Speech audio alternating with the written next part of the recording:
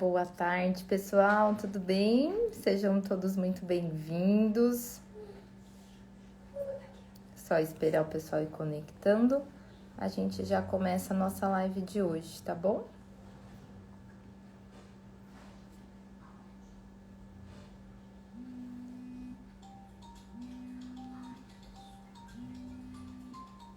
Boa tarde, Jorge, Flavinha, Nilson, Rogério. Gente, hoje mais uma terça-feira em que a gente inicia o nosso Café com a Carla. Lembrando que todas as terças, às 16h30, a gente tem encontro marcado para discutir, né? Dar a oportunidade de vocês tirarem as dúvidas, colaborarem, né? Colocando as experiências de vocês em relação à parte de prescrição de exercício físico para grupos especiais. E essa é uma live aberta em que vocês podem participar. Então, quem quiser participar ao vivo, só fazer a solicitação aqui embaixo, a gente consegue colocar ao vivo. Ou então, pode mandar a sua pergunta aqui pelo chat, a gente comenta, compartilha e vai discutindo pontos importantes. Ou então, aqui embaixo também tem um balãozinho com ponto de interrogação e a gente consegue compartilhar com todo mundo, tá? Lembrando que essa live só acontece aqui no Instagram, mas a gente compartilha a gravação lá no YouTube e Facebook também, para quem não conseguir acompanhar o tempo inteiro, tá certo? Vou pedir licença para me apresentar, quem é novo aqui no pedaço. Sou professora Carla Montenegro, sou profissional de educação física, tenho a minha formação voltada para a área da saúde e o meu objetivo aqui com vocês é compartilhar conhecimento teórico prático, né? Desenvolver o raciocínio clínico prático para que vocês se tornem profissionais de referência na prescrição de exercício físico para grupos especiais.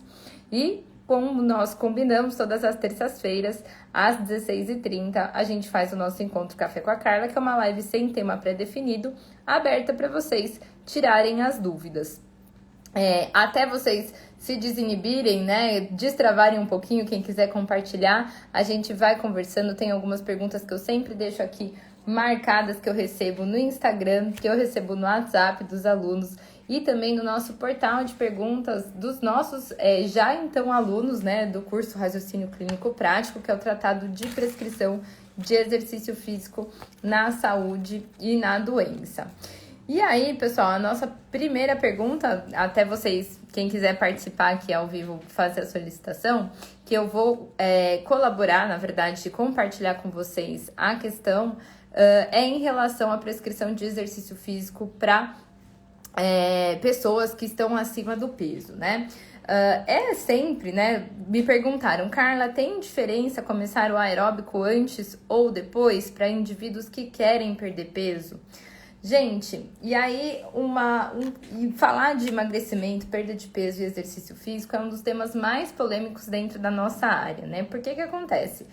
Infelizmente, né, quem estuda isso sabe, eu sempre brinco, né, com os meus alunos que vamos falar baixinho, né, sobre o assunto, que apesar de todos os benefícios potenciais que o exercício físico tem na nossa saúde, claro que ele vai auxiliar num processo de emagrecimento, mas ele não é o carro-chefe, né? Quando a gente fala em processo de perda de peso, a gente tem que compreender que o principal ponto nesse sentido é gerar um balanço energético negativo, tá? Ou seja, o indivíduo ele vai ter que gastar mais calorias no dia do que ele consome. E esse gasto calórico diário, ele envolve o nosso metabolismo basal, então a quantidade de energia que o meu corpo precisa para se manter vivo, né? Então, para manter as minhas funções vitais. Isso está relacionado ao gasto calórico da digestão dos alimentos, controle de temperatura corporal. E também na movimentação, na atividade física diária, né? E não só a atividade física planejada, que são os exercícios físicos, mas de movimentação diária. Quando a gente pensa em um programa de emagrecimento em que a gente faz uma prescrição de exercício físico, se a gente pensar que o indivíduo vai fazer um treinamento supervisionado 2, 3 vezes por semana, esse gasto calórico semanal, vamos dizer assim, esse déficit, ele é muito pequeno para impactar o emagrecimento como a gente gostaria.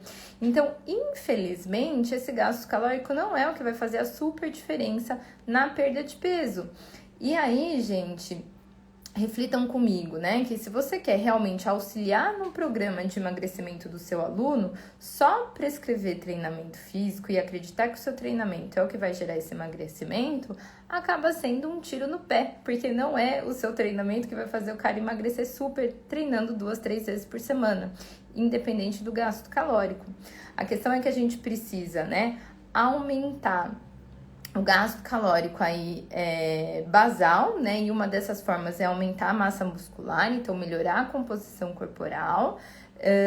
E, na verdade, não é um processo rápido, né? Então, quem sabe que hipertrofia é um processo lento, né? A gente ganha massa muscular aí, não é de forma rápida. Então, a gente também não vai conseguir essa mudança super de composição corporal rápida. Então, o que mais impacta no processo de emagrecimento é restrição calórica, né? Então, é a gente fazer um equilíbrio alimentar, e claro que quem vai fazer esse processo de intervenção é o nutricionista. A grande questão é que quando uma pessoa faz um processo, né, um programa de emagrecimento sem exercício físico, então ele faz só dieta, né, uma restrição alimentar, mais de 25% da perda de peso está relacionada à perda de massa muscular. E aí, o que acaba acontecendo? Ao invés da gente aumentar a taxa metabólica basal, o indivíduo ele acaba diminuindo. Primeiro porque ele está perdendo peso, e se eu tenho menos massa corporal, eu preciso de menos energia para sobreviver. E segundo ponto, que 25% dessa perda de peso está sendo de músculo, o que impacta mais ainda em relação à taxa metabólica basal, tá? Então, isso acaba sendo muito ruim. E quando a gente faz um programa de exercício físico, independente da característica, junto com o processo de emagrecimento, a gente previne essa perda de massa muscular. Então, consequentemente, eu vou colaborar para uma redução dessa taxa metabólica basal ser minimamente potencial, né? Então, ela vai reduzir cada vez menos músculo mesmo estando perdendo peso. Então, a gente tende a equilibrar para que essa perda de peso seja mais de gordura do que de músculo, o que a gente colabora com a taxa metabólica basal. Não significa que a gente não colabore com o gasto semanal, né, visto o programa de treinamento. Claro que vai dar, mas é o que eu falei, não é o que super impacta no processo de emagrecimento. Então, entendam que o nosso programa de treinamento ele vai ter um potencial de perda de peso, desde que eu tenha uma dieta no mesmo momento, né? Então, só o exercício físico ele não vai fazer o milagre. A gente vai colaborar para um processo de emagrecimento junto com uma readequação alimentar. E aí, a característica do treino, né? Tem gente que fala, fazer tal ou tal exercício emagrece mais ou emagrece menos. Entendam que, independente da característica, o que vai determinar é o gasto calórico. Então, quanto mais calorias você conseguir proporcionar para o seu aluno gastar, melhor. E aí, a questão do que vem primeiro, o aeróbico ou o resistido, se isso influencia ou não, entendam que são vias metabólicas diferentes. E o que a gente tem que raciocinar e desenvolver o nosso raciocínio clínico prático nesse sentido é que o que você fizer primeiro é o que você vai conseguir ter maior potencial de aumentar a intensidade. E outro ponto que é muito importante, a reflexão, que quem trabalha na área da saúde tem que ter isso muito claro, é que a gente só vai conseguir determinar a segurança dessa prescrição com base na avaliação.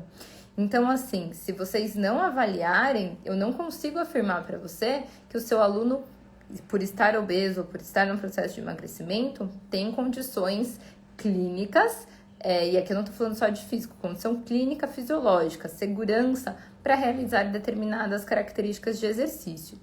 Por quê? Muitas pessoas falam sobre exercício de alta intensidade para emagrecimento.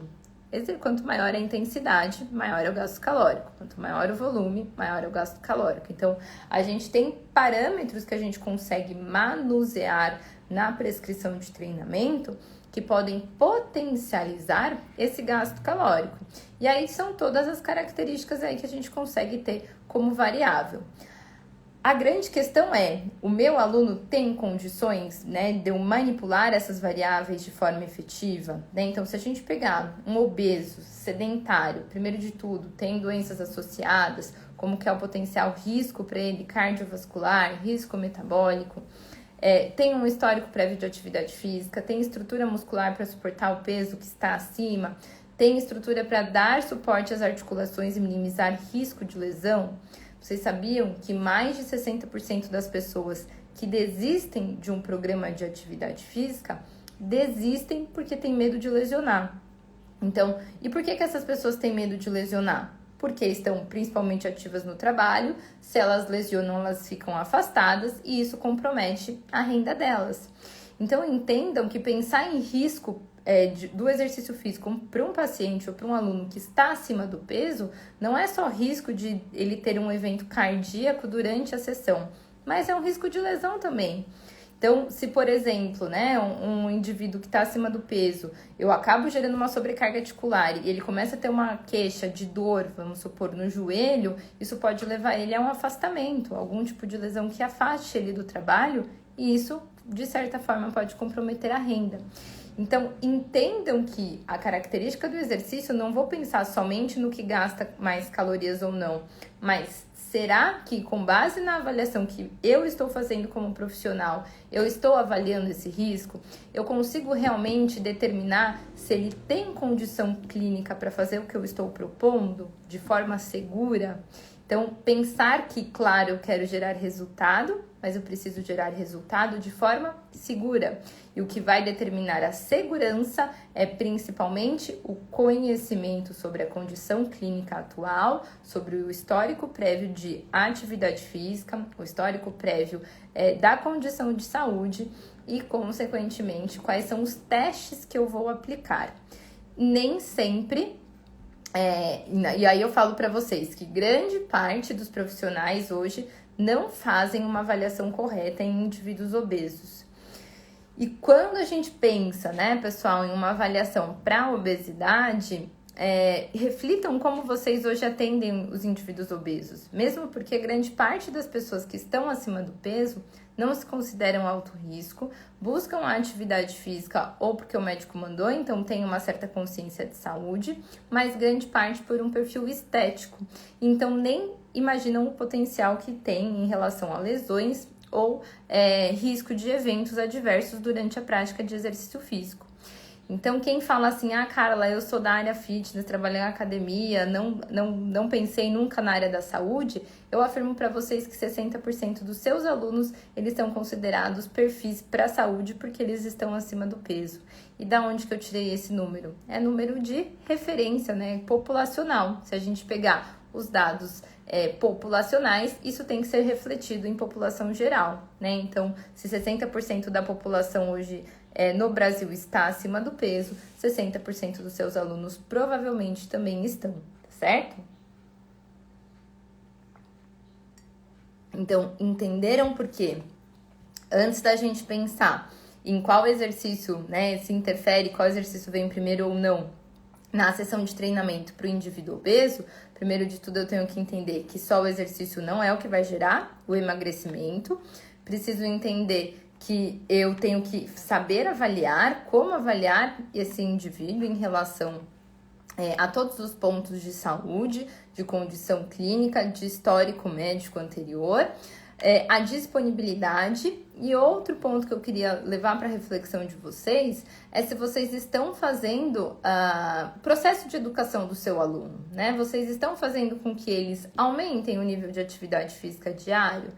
Carla, mas isso não impacta super no processo. Impacta, gente, né? Então, se eu faço um processo de transição de uma rotina sedentária para uma rotina ativa, com certeza o meu gasto calórico ele vai ser muito mais impactante no dia a dia, nos outros dias da semana e até no dia que eu treino, do que somente a minha sessão de exercício físico. E até falo para vocês, né? Quem trabalha, né, com alunos que passam grande parte do tempo sentado, pequenas mudanças na rotina já acabam trazendo resultados muito benéficos para a saúde deles, em questão de movimentação e para aumento do gasto calórico diário, né? Então, são pequenas orientações que às vezes nós como profissionais achamos que eu não preciso falar isso porque é óbvio, Não, não é óbvio. É óbvio para você, profissional que está capacitado, mas para o seu aluno que não é profissional da área, que não tem o conhecimento em relação ao quanto o nível de atividade física, a movimentação diária pode trazer de benefício, ou o quanto reduzir o tempo sedentário é importante para a manutenção de saúde, isso impacta severamente. Então, entendam que o seu papel não é só de prescrever e supervisionar o treinamento, mas é de educar o seu paciente em relação a atitudes que promovam saúde. Então, independente da característica do seu aluno, se é um aluno de prevenção, se é um aluno que já tem algum diagnóstico, que está tratando alguma doença, fazer o processo de educação do seu cliente com informações voltadas para um estilo de vida ativo faz parte. Então, se você realmente quer vestir a camisa do profissional de saúde, você também tem que orientá-lo em como ser mais saudável e não somente realizar a sua sessão de exercício físico supervisionada, porque ele vai passar muito mais tempo longe de você do que sob sua supervisão. Então, o que vai determinar também o resultado dele são essas horas que ele vai estar longe de você. Então, as escolhas deles alimentares, as escolhas em relação à movimentação diária, questão de manejo de estresse, né, qualidade do sono, e isso impacta em grandes, eu falo em muitas coisas, né, falo até por experiência, essa cara de sono aqui é a cara de uma mãe que tá com o filho doente e que não dorme direito há 2 noites, então isso impacta o nosso rendimento, isso impacta a nossa qualidade de vida, assim como impacta dos nossos alunos. Então, também orientar que muitas vezes o rendimento dele vai estar diferente no treino porque ele não teve uma boa noite de sono, a disposição, alguns sintomas, né, podem aparecer nesse processo de cansaço físico, mental. Então, isso tudo são informações de saúde e que nós muitas vezes negligenciamos, apesar de sermos profissionais de saúde. Então, eu falo que uma das regras básicas para você ser diferente em relação a outros profissionais é não se apegar apenas no que todo mundo faz. O que você está fazendo de diferente no seu atendimento? E educar o paciente em relação à saúde é fazer diferença. Apesar de você achar que isso é básico, né? É óbvio que o meu aluno sabe disso. Não, não é óbvio. Então, é muito importante que nós, como profissionais de saúde, estejamos preparados para abordar temas, tá? Eu não estou falando de prescrição de dieta, porque isso quem faz é nutricionista, mas estou falando de orientações sobre como melhorar a qualidade dessa alimentação. Não estou falando de higiene do sono, mas estou falando de orientar da importância do sono num processo de recuperação, num processo de emagrecimento, num processo de saúde, de qualidade de vida. Não estou falando para vocês prescreverem práticas meditativas para alívio de estresse, mas estou falando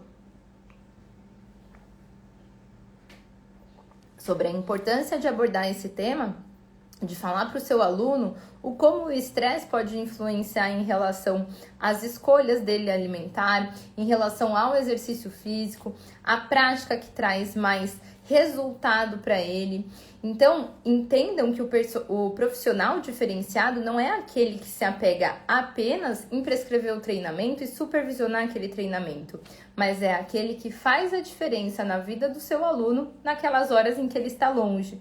É aquele que, quando o seu aluno vai sentar lá para fazer um prato na hora do almoço, ele entende que naquele momento ele tem que desligar o celular e focar na alimentação, fazer uma alimentação para boas escolhas, né, para não comer com fome. Então, e vai lembrar do personal que fez essa orientação. Então, quando a gente quer se tornar profissional de saúde, né, então, Carla, eu sou profissional de educação física e eu quero ter o meu lugar na área da saúde, se capacitem para isso. Então, tenham esse olhar diferenciado para isso, né? Então, não basta fazer mais do mesmo. O que vocês estão incorporando, o que vocês estão acrescentando de diferente na vida do aluno de vocês, tá certo? E acabei, né, desviando, mas não é que é desviar do tema, né? Quando a gente começou a falar sobre emagrecimento,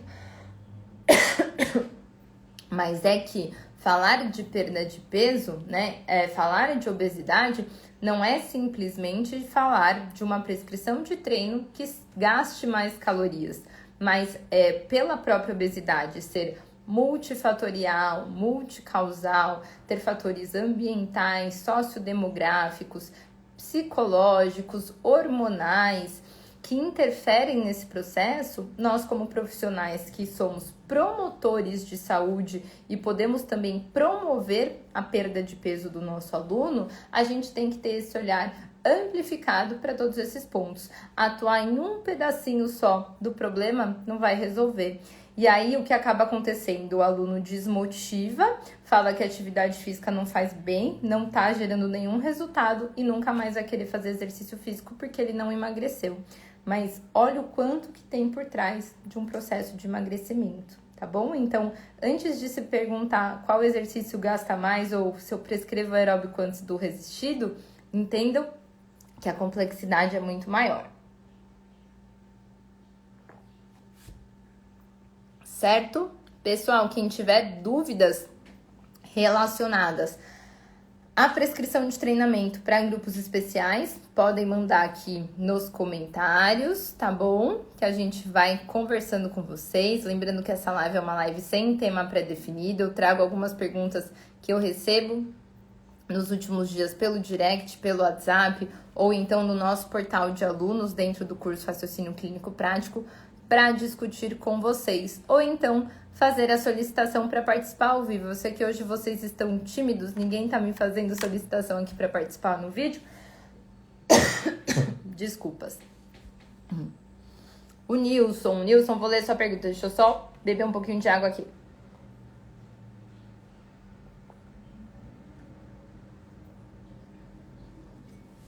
Ó, o Nilson colocou que tem uma aluna que tem insuficiência cardíaca, ela tem 78 anos, já teve 2 vezes pneumonia e toma anticoagulante.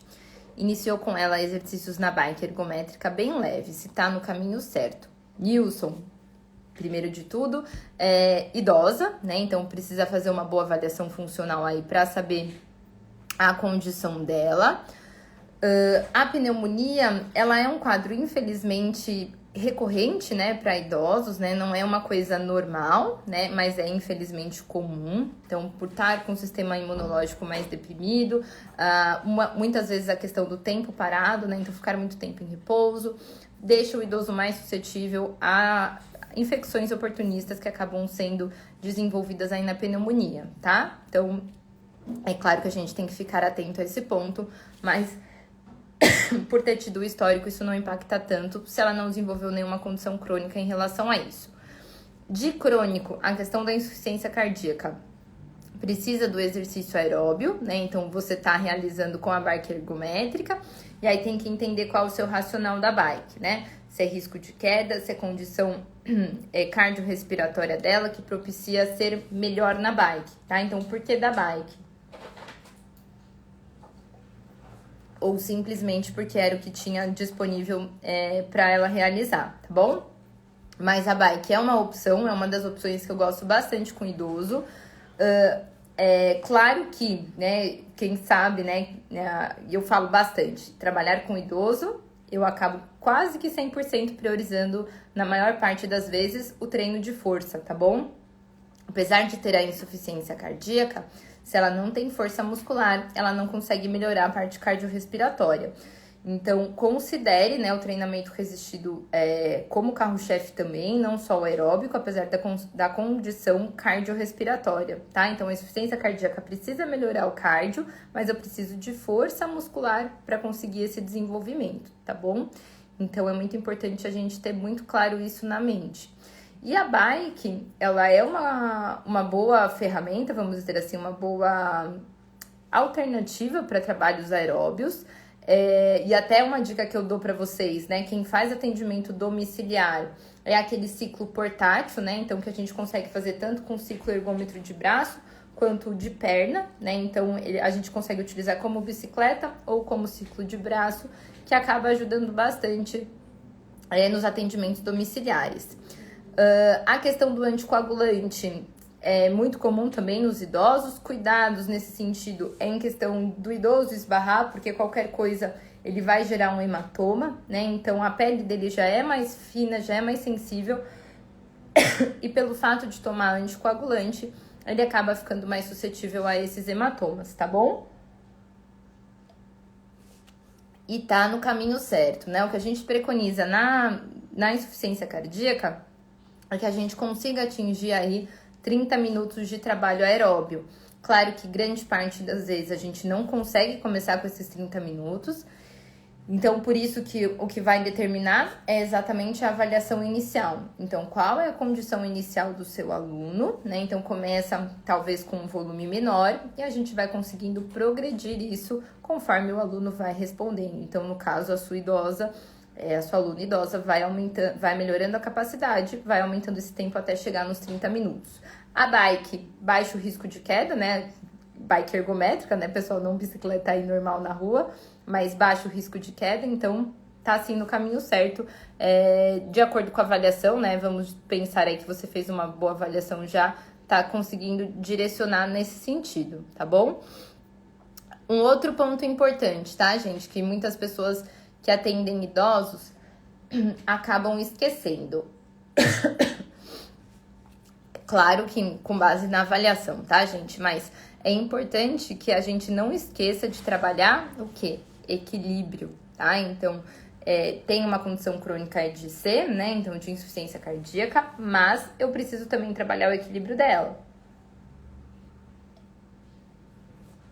Porque eu quero prevenir risco de queda, eu quero que ela se torne mais funcional, mais independente.